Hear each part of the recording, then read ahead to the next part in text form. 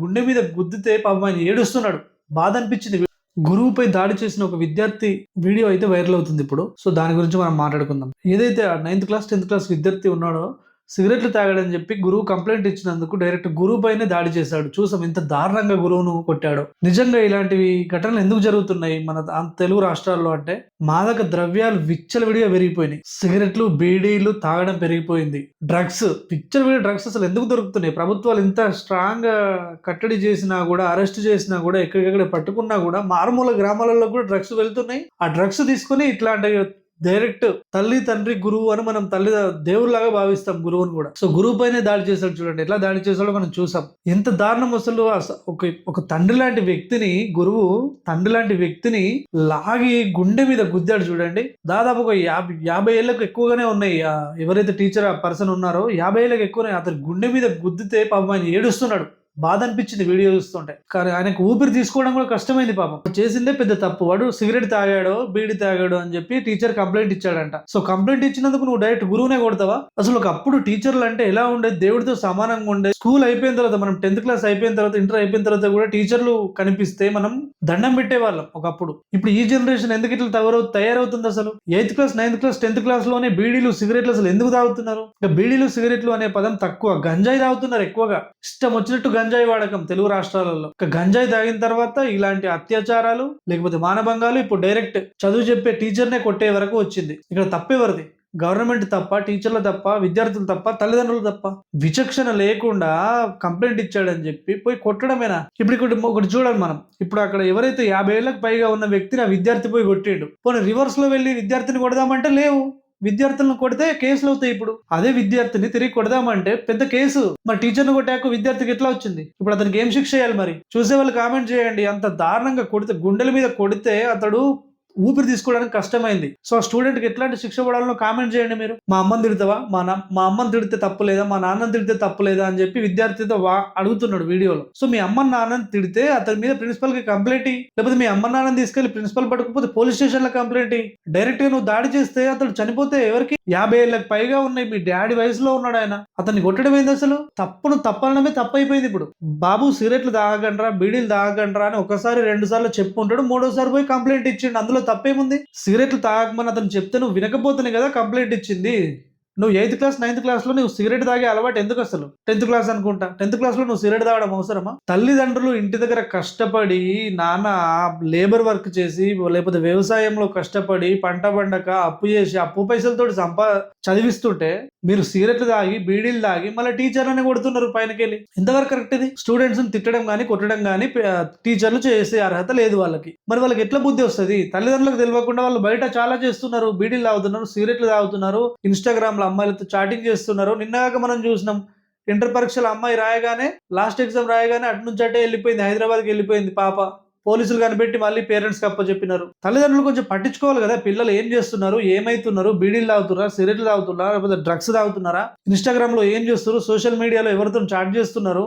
Inter అమ్మాయి love చేసి వేరే అబ్బాయితో లాస్ట్ ఎగ్జామ్ రోజు వేరే అబ్బాయి దగ్గరికి వెళ్ళిపోవడం ఏంటి అసలు ఏం జరుగుతుంది సమాజంలో? ఒకప్పుడు గురువు అంటే దండం పెట్టి కాళ్ళ మీద పడేది. గురువు అంటే కొడతాడేమో అనే భయం ఉండేది. ఉరికమ్మ మేషి కింద ముళ్ళకంచె పెట్టేది ఒకప్పుడు. అయినా గురువులు ఏమనకపోయేది. ఎందుకంటే ఆ విద్యార్థి ఏదో తప్పు చేసిండు, మార్పు రావాలని చెప్పి టీచర్స్ అట్లా చేసేది. ఇప్పుడు ఒక్క దెబ్బేస్తే కథం, తల్లిదండ్రులు వచ్చి ఉపాధ్యాయుడి మీద దాడి, లేకపోతే కేసు. ఏమన్నా అంటే స్టూడెంట్ ని కొట్టే అర్హత గానీ, హక్కు గానీ టీచర్లకు లేదు. మరి ఇప్పుడు టీచర్ని కొట్టే హక్కు స్టూడెంట్కి ఎట్లా వచ్చింది? ఇప్పుడు దీనికి ఏం శిక్ష ఇస్తారు? శిక్ష చేయాలంటే మైనర్ బాలుడు. మరి మైనర్ బాలుడు అక్కడ సిగరెట్ తాగితే తప్పలేదు, బీడీ తాగితే తప్పలేదు, మైనర్ బాలుడు.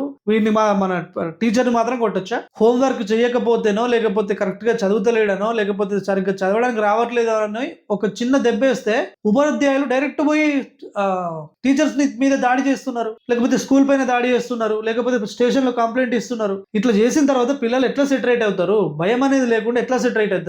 ప్రతిదానికి కొట్టమని నేనేం చెప్పట్లేదు, కొట్టాలని కూడా నేను చెప్పట్లేదు.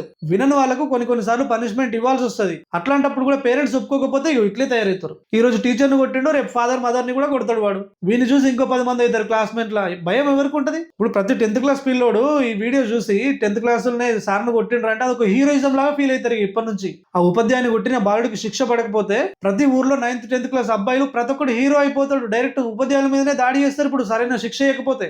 మైనర్ బాలుడు అని వదిలేస్తే ఇది పెరిగిపోతుంది. ఇంకా మంచి చెబితే అంత దారుణంగా దాడి చేయడమా? అంత పెద్ద వ్యక్తిని అంత దారుణంగా గుండెల పైన కొడితే ఊపిరి తీసుకోలేకపోతున్నాడు. చూసే వాళ్ళందరికీ కన్నీళ్ళు వస్తున్నాయి. ఇలా ఉపాధ్యాయుని కొట్టినోడు రేపు తండ్రిని లేకపోతే పేరెంట్స్ ని లేకపోతే ఎవరికి రెస్పెక్ట్ ఇస్తాడు? చుట్టుపక్కల స్నేహితులను బట్టి కూడా ఇట్లా తయారవుతున్నారు.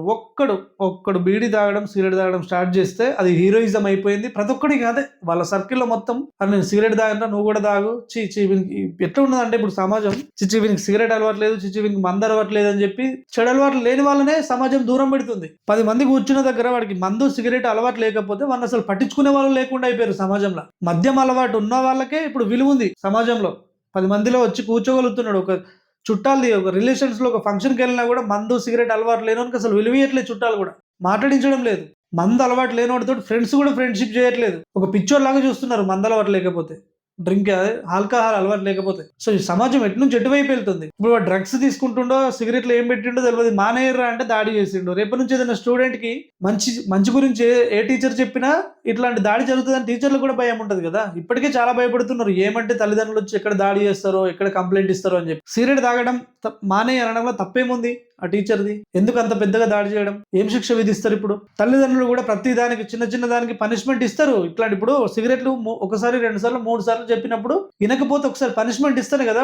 ఇప్పుడు నీ కొడుకు సిగరెట్ బంద్ చేయాలి, బీడీ బంద్ చేయాలి. నీకు తెలియలేదు సిగరెట్ తాగుతుండు బీడీ తాగుతుండు, నీకు తెలియట్లేదు.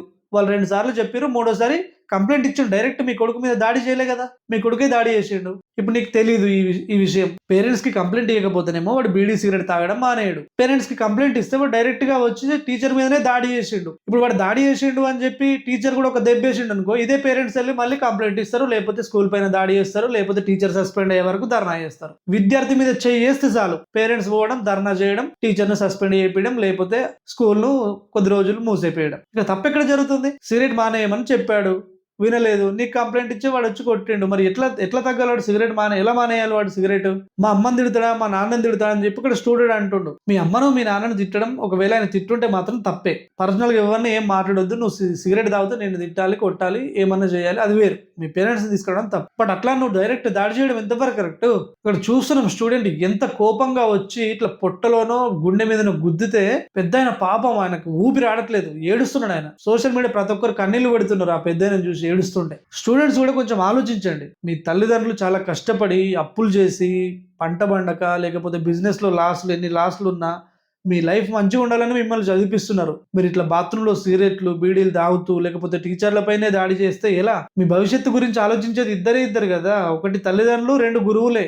మీరు ఏ స్థాయిలో ఉన్నా మిమ్మల్ని చూసి మురిచిపోయేది గురువులే, తల్లిదండ్రులే. సో తల్లిదండ్రులు మీకు ఎంత ఇంపార్టెంటో గురువులు కూడా అంతే ఇంపార్టెంట్. సో ఇది ఖచ్చితంగా ప్రతి స్టూడెంట్ నేర్చుకోవాలి. ఎవరిని ఎలా గౌరవించాలి అనేది ఖచ్చితంగా నేర్చుకోవాలి. సో మీరు కామెంట్ చేయండి, ఏదైతే ఆ గురువు పైన దాడి చేసిన విద్యార్థి ఉన్నాడో తప్పు ఎవరిదైనా దాడి చేయడం అయితే విద్యార్థి తప్పే 100%. ఆ విద్యార్థికి ఎట్లాంటి శిక్ష పడాలి అనేది తప్పకుండా కామెంట్ చేయండి.